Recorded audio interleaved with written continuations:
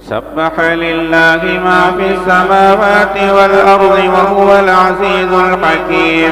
له ملك السماوات والأرض يحيي ويميت وهو على كل شيء قدير. هو الأول والآخر والظاهر والباطن وهو بكل شيء عليم. هو الذي خلق السماوات والأرض في 6 أيام ثم استوى على العرش يعلم ما يلج في الأرض وما يخرج منها وما ينزل من السماء وما يعرج فيها وهو معكم أينما كنتم والله بما تعملون بصير.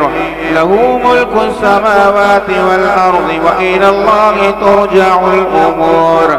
يولج الليل في النهار ويولج النهار في الليل وهو عليم بذات الصدور. آمنوا بالله ورسوله وأنفقوا مما جعلكم مستخلفين فيه فالذين آمنوا منكم وأنفقوا لهم أجر كبير. وما لكم لا تؤمنون بالله والرسول يدعوكم لتؤمنوا بربكم وقد أخذ ميثاقكم إن كنتم مؤمنين. هو الذي ينزل على عبده آيات بينات ليخرجكم من الظلمات إلى النور وإنه بكم لرؤوف رحيم. وما لكم ألا تنفقوا في سبيل الله ولله ميراث السماوات والأرض لا يستوي منكم من أنفق من قبل الفتح وقاتل أولئك أعظم درجة من الذين أنفقوا من بعد وقاتلوا وكلا وعد الله الحسنى والله بما تعملون خبير. من الذي يقرض الله قرضا حسنا فيضاعفه له وله أجر كريم.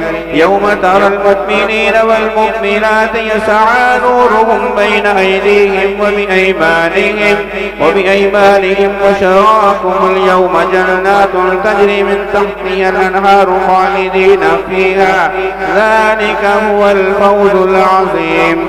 يوم يقول المنافقون والمنافقات للذين آمنوا انظرونا نقتبس من نوركم قيل ارجعوا وراءكم فالتمسوا نورا فضرب بينهم بسور له بابا باطنه فيه الرحمة وظاهره من قبله العذاب. ينادونهم ألم نكن معكم قالوا بلى ولكنكم فتنتم أنفسكم وتربصتم وارتبتم وغرتكم الأماني حتى جاء أمر الله وغركم بالله الغرور. فاليوم لا يؤخذ منكم فدية ولا من الذين كفروا مأواكم النار هي مولاكم وبئس المصير. ألم يأن للذين آمنوا أن تخشع قلوبهم لذكر الله وما نزل من الحق ألم يأن للذين آمنوا أن تخشع قلوبهم لذكر الله وما نزل من الحق ولا يكونوا كالذين أوتوا الكتاب من قبل فطال عليهم الأمد فقست قلوبهم وكثير منهم فاسقون. اعلموا أن الله يحيي الأرض بعد موتها قد بينا لكم الآيات لعلكم تعقلون. إن المصدقين والمصدقات وأقرضوا الله قرضا حسنا يضاعف لهم ولهم أجر كريم. والذين آمنوا بالله ورسله أولئك هم الصديقون والشهداء عند ربهم لهم أجرهم ونورهم. والذين كفروا وكذبوا بآياتنا أولئك أصحاب الجحيم. اعلموا أنما الحياة الدنيا لعب ولهو وزينة وتفاخر بينكم وتكاثر في الأموال والأولاد كمثل غيث أعجب الكفار نباته ثم يهيج فتراه مصفرا ثم يكون حطاما وفي الآخرة عذاب شديد ومغفرة من الله ورضوان وما الحياة الدنيا إلا متاع الغرور سابقوا إلى مغفرة من ربكم وجنة عرضها كعرض السماء والأرض أعدت للذين آمنوا بالله ورسله ذلك فضل الله يؤتيه من يشاء والله ذو الفضل العظيم ما أصاب من مصيبة في الأرض ولا في أنفسكم